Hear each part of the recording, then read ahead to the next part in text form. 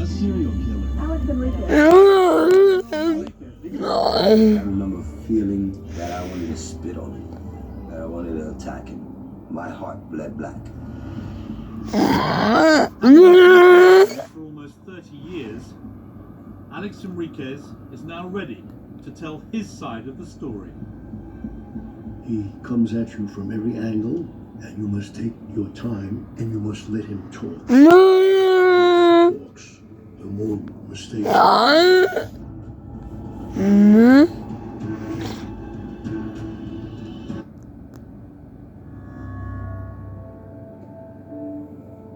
Jessica Guzman was just 10 years old when one afternoon in October 1990, she headed down to her local supermarket and never came home.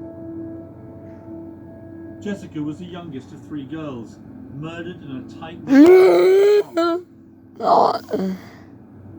Suspicion fell on Alex Enriquez, the last person to have seen Jessica alive.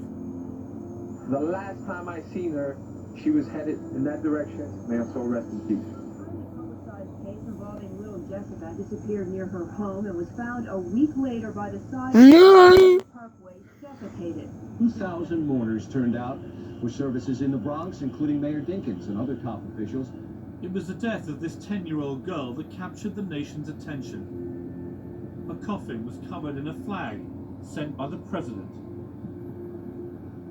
A serial killer had terrorized this neighborhood for 2 years, and now the police were under huge pressure to catch him. So, Elliot, what do we know about Jessica? She's a normal, regular little girl, 10-year-old girl. When she wasn't found in a few days, we knew we were defeated before we even started, because she was already not with us any longer.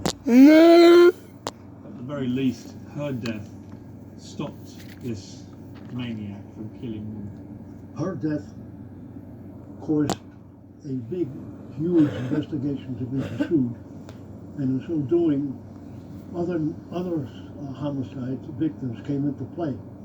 And then it turned out that Alex was the common denominator of all these unfortunate homicides. When you have a conscience, it's tough to live if you have a conscience. He's lived a long time without a conscience. Hopefully he'll never dare or never be able to get out and do this to anybody else.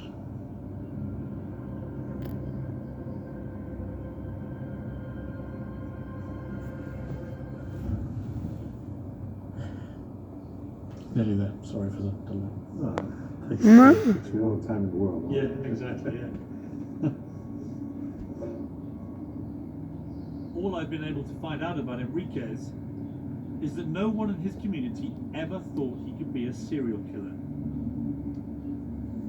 He grew up in the Bronx, was married, had children, and ran a cafe.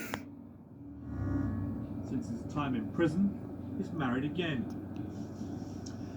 Alex, you've been incarcerated for 28 years for crimes that you insist you did not commit. What kind of person were you before you were convicted? Oh, I was a father, I was a son, I was a brother, and I was a husband. Was I perfect? Far from it. Was I an angel? Far from it. What were your imperfections? It's sad and embarrassing to say, I was married and I had a lot of girlfriends. That was my biggest, I guess, problem. But it was just that, I guess, as a man, I did things I wasn't supposed to do. I did this girl, that girl, and you lived the lifestyle I lived. You know, you have a nice car, you dress nice clothing. Women attract to that. It's like a magnet. And I don't like guys, I like women, so it was, it went with The women found you.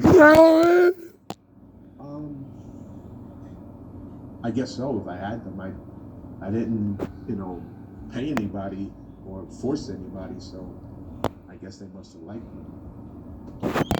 who were convicted of killing children get targeted in prison? Have you had that? No, you hear comments. There's a lot of worse crimes in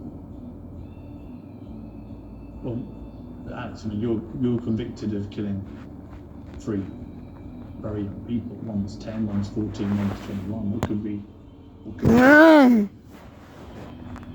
To me, there's nothing worse than taking a child's life, an innocent child's life.